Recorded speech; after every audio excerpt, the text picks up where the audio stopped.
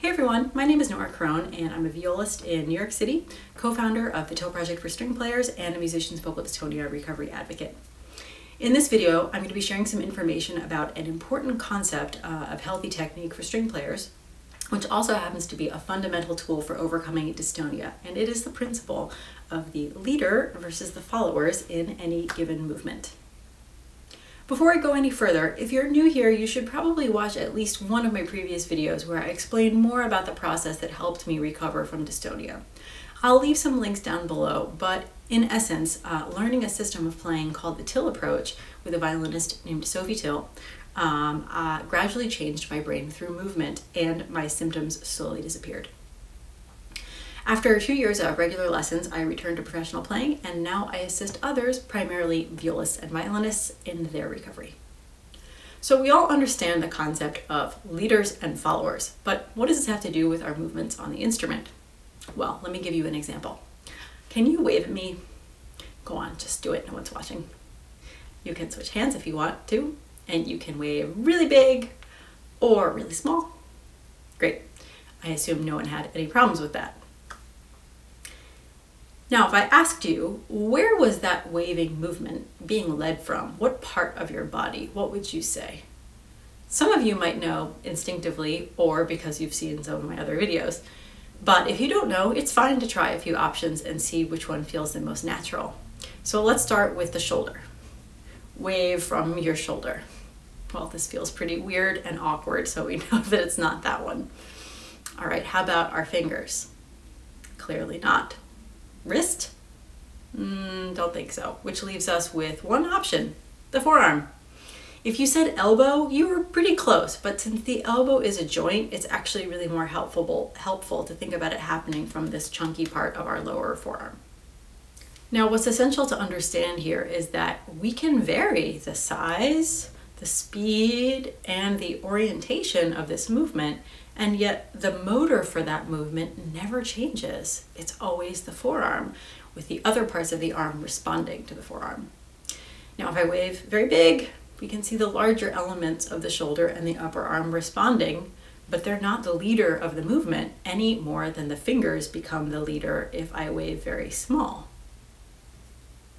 So this has huge implications for our playing and the logic behind it. In fact, in the Till Project, we often use this waving concept in the context of vibrato. So I'm not going to get too deep into the mechanics of vibrato here, although I will leave a link down below to a video on that topic.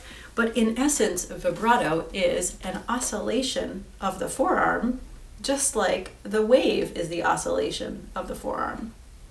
Now, many of us have been taught about arm vibrato or hand or wrist vibrato or finger vibrato, largely as a way to produce vibrato of varying speeds and amplitudes. But let's just consider this in the context of waving. If we wave big, we don't call it arm waving, and then when we wave small, we call it finger waving. It's all the same motion, always led by the forearm, just in different sizes. If we take big steps when we're walking, we don't call it leg walking, and then with little steps, we call it toe walking. And in fact, confusing the leader and the followers in any given movement is not only kind of funny, it can actually completely disable us in short order. Let me give you an example in the bow arm. Say you are polishing a banister. So you've got your cloth and your polish and you're just going up and down. You can do a little here and a little there, etc. Pretty straightforward, right? So what part of the body is the leader for this movement? Can probably guess without giving it too much consideration. Again, it's the forearm.